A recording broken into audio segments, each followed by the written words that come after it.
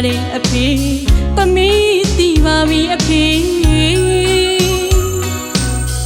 ဟောဝါချီပခန်းပေါင်ကနဝီမြတ်ဒီအဖေမြတ်တာတရားတွေချော့တခါချောက်တလေးလူချမ်းတရုံနေတကယ်ရမဟုတ်ပေသားသမီးလေးတွေလိမ့်မဖို့ရလမ်းပြကလေးကြမ်းပြတော့ဖေဖေဒါကိုပြီးအပြစ်တင်နေတော့အမကိုချကြောပြရစီဖေဖေ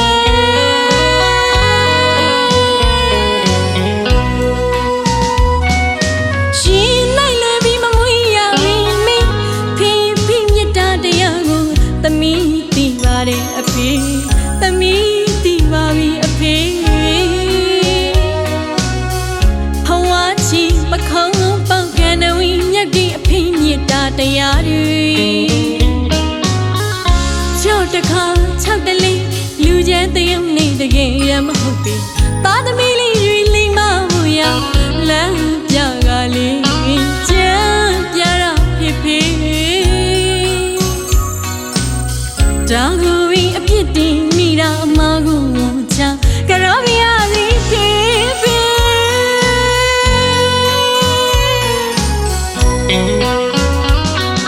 အဖေဆန္ဒနဲ့အဖေနှလုံးသားကိုအဖေသမီးတည်လိုက်ခြင်းကရင်းနေစုနေကိုမိပါရဲ့လေအမိကိုတူတူလေးအဖေပြောရင်စကားလေးတွေမနီတန်တွေ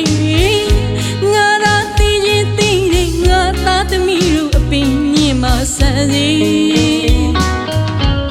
ငါဘဝဘလောက်ပေးချမ်းမစီအော်ငါလုံးမဖြစ်ရဘူးလေအဖေပြောရင်စကားလေးတွေအမိကိုပြောရင်အဖေပေါ်ထမမြည်ရည်စားတွေ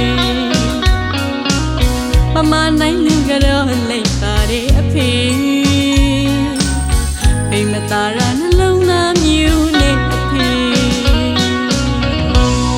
တောင်းရလေလို့ဓမ္မခုံစုတ်ချီချီပစိုးခွေးနဲ့သားသမီးထံခါစီခံပြီးရှုံးလေးတွေအဖေရဲ့မြတ်တာတရားတွေကို